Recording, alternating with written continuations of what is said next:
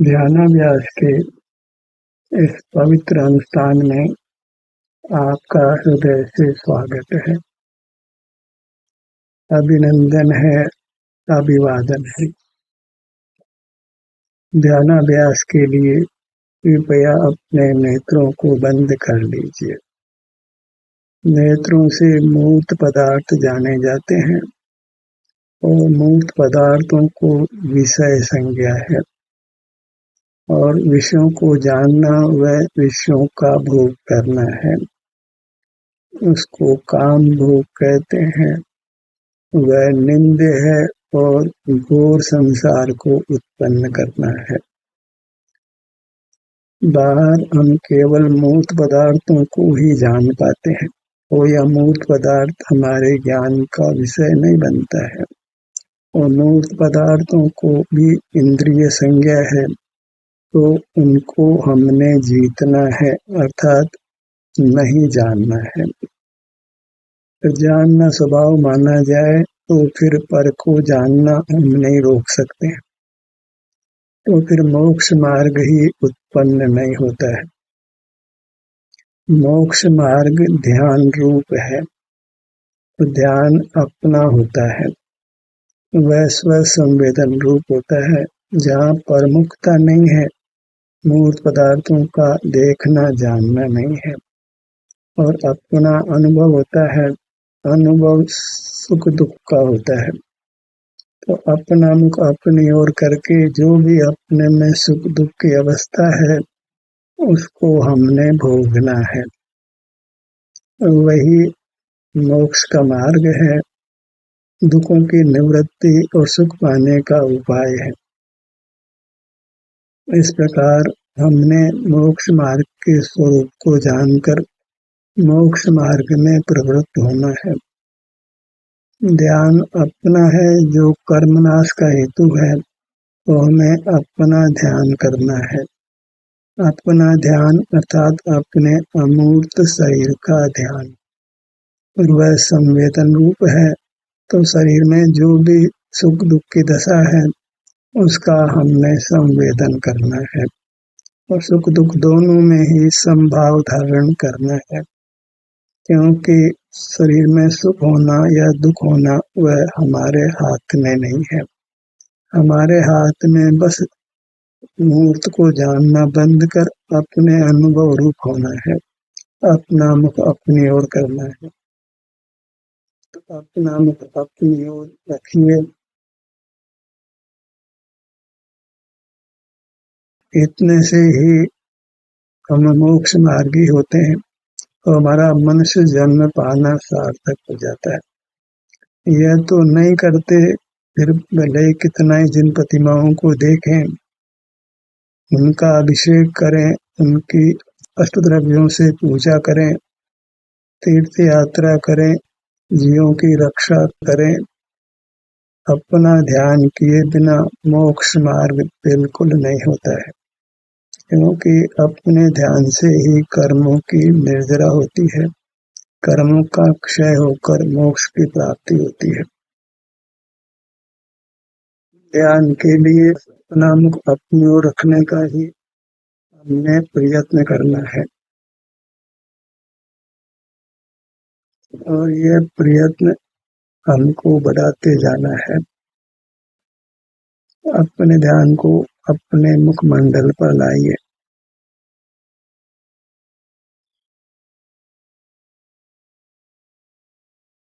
और यहाँ मुखमंडल में जो भी स्वास्थ्य की स्थिति है, सुख दुख की स्थिति है, उसका हमको अनुभव होता है और यह अनुभव ही कर्म मुक्ति का उपाय है, दुख निवृत्ति और सुख होने का उपाय है। संभाव रखना बहुत आवश्यक है, क्योंकि शरीर में वेदना है तो उसका अनुभव ही हम स्वाधीनता से कर सकते हैं। उस वेदना को मिटाने के लिए हम पराश्रय करते हैं, परमुख होते हैं, तो फिर संसार मार्गी होते हैं, उससे संसार दीर्घ होता है। ये पराधीनता का अभाव नहीं हो सकता है, तो संसार का ही अभाव नहीं हो सकता है। जिनागम चिकित्सा विज्ञान को बिल्कुल स्वीकार नहीं करता है, पराश्रय को स्वीकार नहीं करता है। कुछ अपवाद को छोड़कर जिन शासन को चिकित्सा विज्ञान स्वीकार नहीं है, केवल वेदना का अनुभव कर लेने को ही जिन शासन मोक्ष मार्ग मानता है। सिर के बात पर आइए।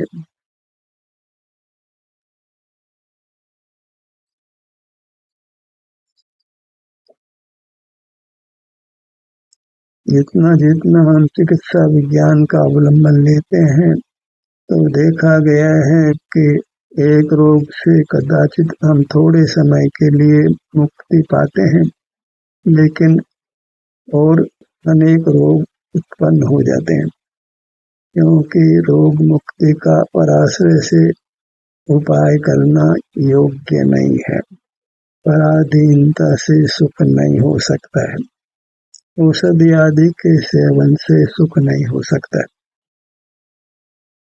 यहाँ तक भी आहार जल के सेवन से भी जीव सुखी नहीं हो सकता है।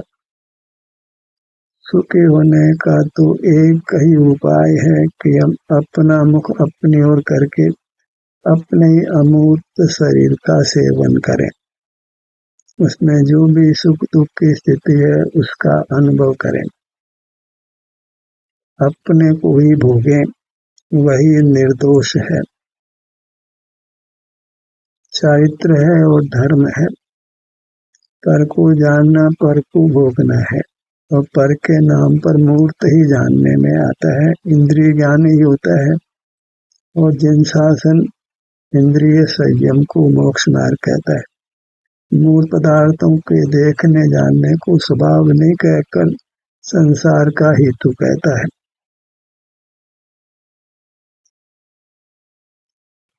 अपने दोनों भुवों के मध्य भाग पर आइए।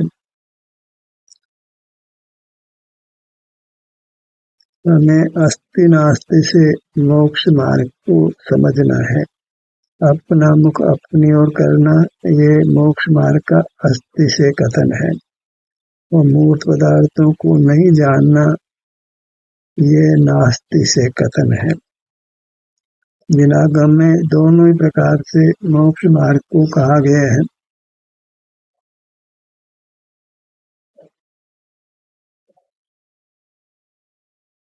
जिनागम इंद्रिय जय की बात करता है, मूर्त पदार्थों को नहीं देखने जानने का उपदेश देता है और अपना ध्यान करने का उपदेश देता है।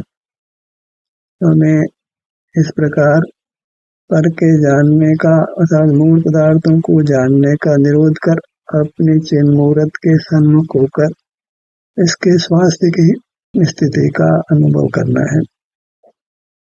इसी से मोक्ष मार्ग बनता है। हम संसार का अभाव कर परमात्म दशा को पा सकते हैं। नेत्रों के बात पर आइए।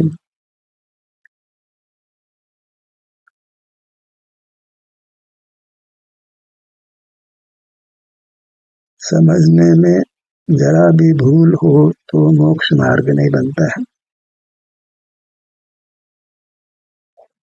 आज जो मूल भूल हो रही है वह ज्ञान की पर प्रकाशकता को स्वभाव मानना है, और पर प्रकाशकता मूर्त की ही होती है, तो इंद्रिय ज्ञान को स्वभाव मानना है, तो जिन धर्म का ही लोप होता है। क्यों? जिन धर्म तो इंद्रिय जय करने का उपदेश देता है और देव को भी जिनेंद्र ही मानता है। तब जिन प्रतिमा भी बंद नेत्रों वाली बनाई जाती है, अर्थात जिनेंद्र परमात्मा मूर्त पदार्थों को नहीं देखते जानते हैं, तो वास्तव में वे मूर्त का ज्ञान नहीं करते हैं। तो मूर्त पदार्थों का जानना वह ज्ञान की पर प्रकाशकता भले ही हो, पर वह स्वभाव बिल्कुल नहीं है। वह जीव का विभाव है और संसार का हेतु है। क्या इष्ट है क्या अनिष्ट है, ये हमें अच्छी तरह जान लेना है, क्योंकि बिन जाने ते गुण दोष को कैसे ग्रहण करें, कैसे त्याग करें। हमें ज्ञान की पर प्रकाशकता है, उसका त्याग करना है। वह केवल मूर्त को ही जानता है, क्योंकि ज्ञान का विषय अमूर्त नहीं होता है, और हम अमूर्त हैं इसलिए ज्ञान के विषय नहीं है।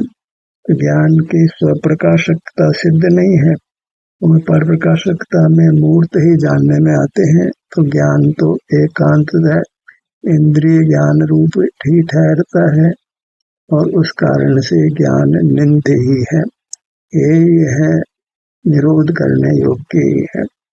तो ज्ञान का प्रतिपक्ष ध्यान है, जो व्यग्र नहीं है। ज्ञान की ही व्यग्रता है, ज्ञान भी दुख रूप है। ध्यान का विषय अपनी चिन्ह मूर्त है, इसलिए ध्यान व्यग्र नहीं है, सुखरूप है। और चिन्ह मूर्त ध्यान का ध्येय है, अर्थात चिन्ह मूर्त में जो भी सुख दुख की अवस्था है उसके अनुभव रूप है। अनुभव मोक्ष का मार्ग है। अनुभव अपने शरीर के सुख दुख का ही होता है, दूसरे के शरीर के सुख दुख का नहीं होता है। अपने अमूर्त शरीर के सुख दुख का अनुभव करना ही मोक्ष मार्ग सिद्ध होता है। इतना समझ लिया जाए तो फिर हम उसका प्रयत्न करते हैं और अन्य प्रयत्नों को छोड़ देते हैं। तो समीचीन प्रयत्न करने से फिर हम मोक्ष को भी पा सकते हैं। क्या चारित्र से मोक्ष मार्ग कदापि नहीं होता है, उससे संसार ही दीर्घ होता है। अर्थात ज्ञान का तो निरोध करना है और अपना संवेदन करना है। संवेदन इसलिए कि हम सुख दुख रूप से परिणमन करते हैं, तो अपने में दुख तो कदाचित कर्म के विभाग से है, अन्यथा अपने में सुख ही होता है। तो उस सुख का अनुभव करना वही आत्मानुभूति है, मोक्ष का मार्ग है और मोक्ष का स्वरूप है। इस प्रकार जब निर्धार कर लेते हैं तो स्वतः ही वृत्ति अंतरोन्मुख होती है, अपने स्वास्थ्य के अनुभव रूप होती है। अन्य सब प्रयत्नों को जो मिथ्या है छोड़ देती है। हम मिथ्या चारित्र को छोड़कर सम्यक चारित्र वर्णन करने लगते हैं। सम्यक चारित्र अपने स्वरूप में आचरण करना है। अपना स्वरूप सिर से पैरों तक है, अपना अमूर्त शरीर ही अपना स्वरूप है, और उसमें सुख दुख की दशा का अनुभव होता है, वही आत्मदर्शन है। सुख दुखों के अपने क्षेत्र में, अपने विस्तार में, अपनी वास्तु में होता है, इसलिए हमें अपनी वास्तु की प्रतीति भी हो जाती है। तो काम करना सुगम हो जाता है। अस्ति नास्ति से मोक्ष मार्ग जान लिया जाता है।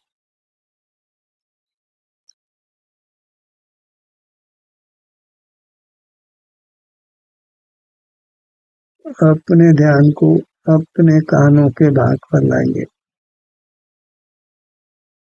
क्योंकि हमने मनुष्य आकार लिया है और हम परमात्मा रूप हैं, तो हमारा हर अंग, हर उपांग, हर भाग, हर उपविभाग वह सब परमात्मा रूप है।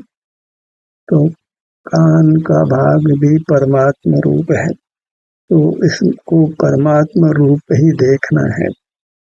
और ये अमूर्त है, मूर्त नहीं है। मूर्त तो उद्गल है, वह न आत्मा है न परमात्मा है। अपनी मूर्त जो चिन्मूर्त है, अमूर्त है, उसका हर भाग, हर विभाग वह परमात्मा रूप है। हर रंग, हर उपांग को परमात्मा बना है। उसकी आकृति कैसी है ये प्रधान नहीं है, जैसी भी आकृति है वह परमात्मा रूप है, भजनीय है। उसको लक्ष्य में लेकर वहाँ के सुख दुख की दशा का उनको संभाव से अनुभव करते हुए रहना है, तो फिर परमात्मा दशा दूर नहीं है। फिर हम मनुष्य जन्म पाना सार्थक हो जाता है, फिर हमारा परमात्मा होना भी निश्चित हो जाता है। अपने ध्यान को अपने नासिका भाग पर लाइए। शब्दों के वाच्य पर जाना है, शब्दों में नहीं रुकना है।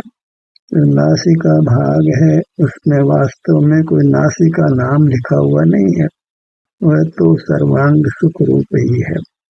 तो हम तो वास्तव में सुख का ही ध्यान करते हैं, पर चूंकि हम अपने सुख मूर्ति का विभाग करते हैं तो हर विभाग का अलग नाम देना पड़ता है। तो जब मुखमंडल के मध्य भाग में आते हैं तो इसको हम नासिका नाम देते हैं, पर वह सब परमात्मा रूप ही है, आनंद रूप ही है। तो शब्दों पर नहीं जाना है। शब्दों का वाच्य तो अपना कोई भाग है जो आनंद का बना हुआ है, उसके सन्मुख होने से आनंद का भोग होता है और हमें आनंद की ही कामना है। और जब आनंद है तो उसका प्रतिपक्ष दुख नहीं है। अपने ध्यान को अपने होठों के भाग पर लाइए।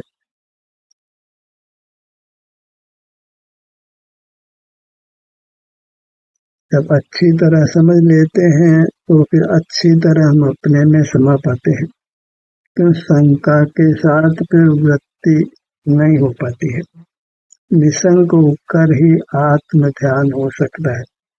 तो ध्यान की यह शर्त है कि हम निसंकित हों और अन्य कांक्षा नहीं हो, निकांक्षित भी हो। एक अनुभव की ही वांछा है, एक अपने मुहूर्त की ही वांछा है, और अपने मुहूर्त के सम्मुख होने से ही मोक्ष मार्ग होता है। उसी को चैत्र और धर्म संज्ञा है, वही मुक्ति का पुरुषार्थ भी है। होठों के भाग पर आइए।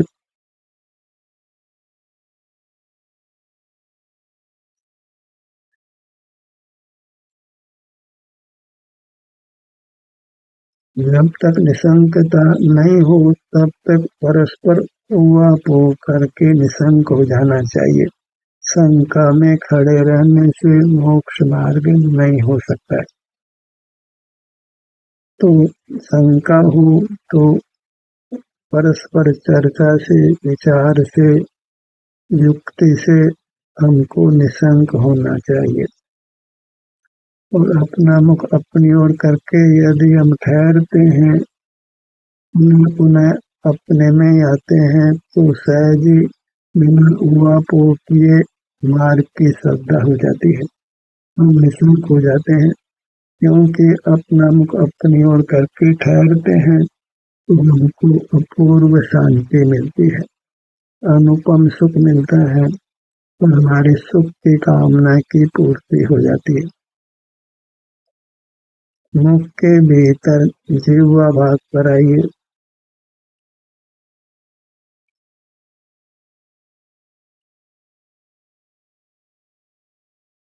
ऊपर तालु का भाग। इस प्रकार हम अपना मुख अपनी ओर करके अपने में विचरण करते हैं तो मोक्ष मार्ग हमारे लिए अत्यंत संक्षिप्त हो जाता है, सरल हो जाता है, सुगम हो जाता है। तो मुक्ति फिर निकट भी दिखाई देने लगती है।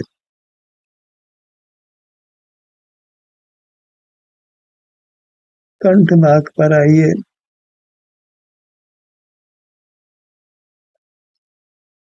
पर के जानने का कोई अंत नहीं है। परोन्मुखता में जो भी शुभोपयोग रूप क्रियाएं हैं, प्राणी संयम आदि हैं, वो उसका बहुत विस्तार है, उसके अंत को कोई नहीं पा सकता है और वह अपने स्वरूप से विमुख होने से उसमें किंचित भी मोक्ष मार्ग पना भी नहीं है। वह सर्व ही इंद्रिय ज्ञान रूप है और वह मोक्ष मार्ग के विपरीत है। गर्दन के भाग पर आइए।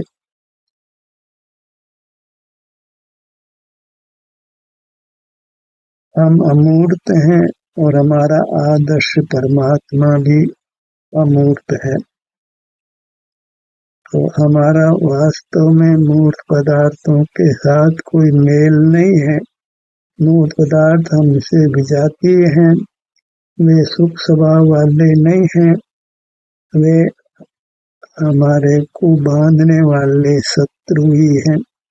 तो उनसे हमारा कुछ भी मेल होना संभव नहीं है।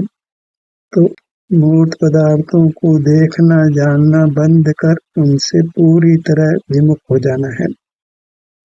तो फिर आप आपके अनुभव रूप होता हुआ सकल कर्मों का नाश कर परमात्मा होता है।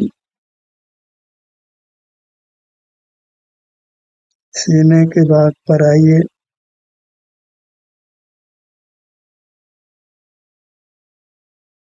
हृदय स्थान,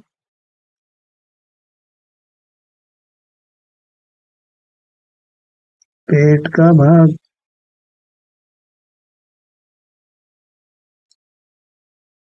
नाभि, पीठ, दाई भुजा, दाई हथेली, बाई भुजा, दाई हथेली,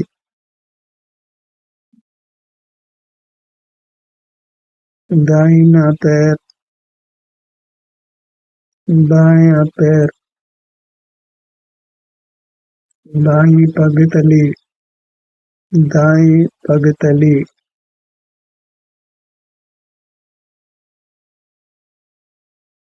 आज कितने ही आचार्य और पंडित ज्ञान को अपना स्वभाव मानते हैं, ज्ञान को स्वपर प्रकाशक मानते हैं, पर हम युक्ति का अनुभव का प्रयोग करें तो ये मान्यता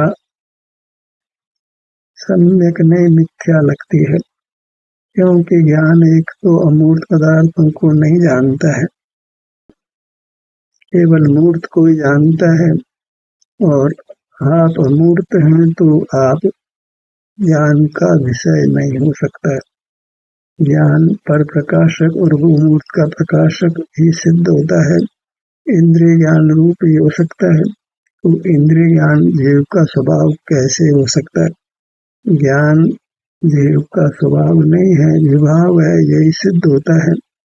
तो फिर इसके प्रतिपक्ष स्वानुभव है, जो दर्शन उपयोग रूप है, स्वसंवेदन रूप है, स्वाधीन है, स्वप्रकाशक है, वही जीव का स्वभाव है, वह शुद्ध उपयोग रूप है।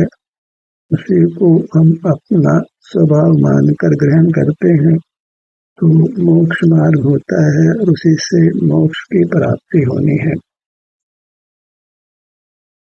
ध्यान का सत्र यहीं समाप्त होता है। आपकी सहभागिता के लिए धन्यवाद।